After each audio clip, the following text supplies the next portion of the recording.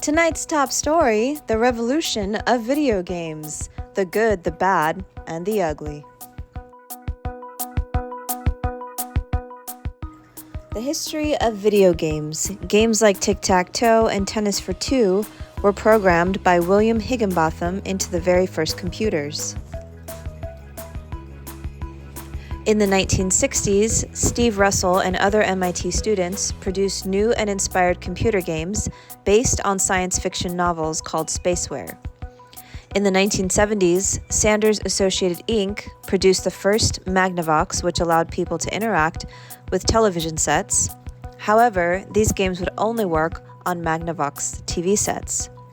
1985 was the release of the Nintendo system, produced by a small Japanese company. This console changed the world and future of video games as we know it.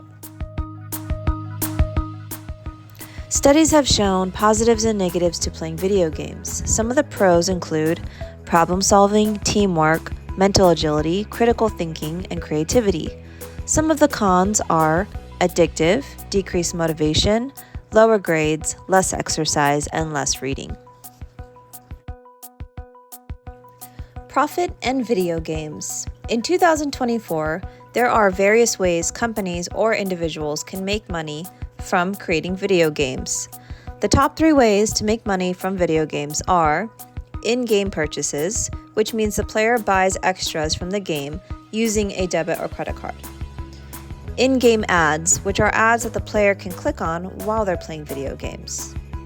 Lastly, there's freemiums, which is a downloadable game option for players versus using a disc, which can be purchased with debit or credit card.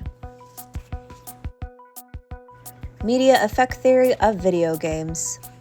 Video games are associated with the cultivation theory, which means that the video games distort reality and change behavior due to the exposure of the medium and the violence level. Video playing can also be grouped into a couple different categories, as there is a debate and not enough research to conduct a final outcome on whether or not video games reside with the cultivation theory or should belong in the social learning or indirect effects theory, which are both linked to helping people learn. The indirect effect theory is known to affect people in different ways based off of the way they individually perceive the medium. Links to advertising and public relations. With video games being $1 billion industry now, fitting in the hands of TikTokers, journalists, and often being the center of mass media announcements. Content is available for every detail in gaming and represents advertisement, third-party views of players playing games, insight on secret codes and details of games.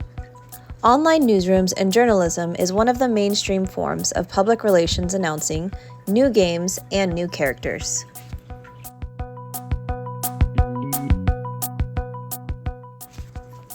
What is the predicted future of video games? Cloud gaming could allow players to access and play games on multiple devices without needing to download or store them. AI, artificial intelligence, could pave a way for a new generation of video games, allowing a new game ideas that a human brain couldn't process or allow to make quicker. Virtual reality, or VR, may make a more engaging experience or a blend of virtual and real worlds.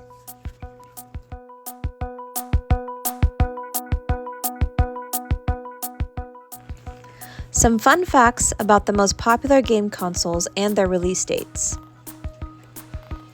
The Game Boy came out in 1989. Super Nintendo, 1990. The first PlayStation, 1994. Nintendo 64, 1996. PlayStation 2, 2000. The first Xbox, 2001. Nintendo DS, 2004. Xbox 360, 2005. PlayStation 3, 2006. Nintendo Wii, 2006. PlayStation 4, 2013. Xbox One, 2013.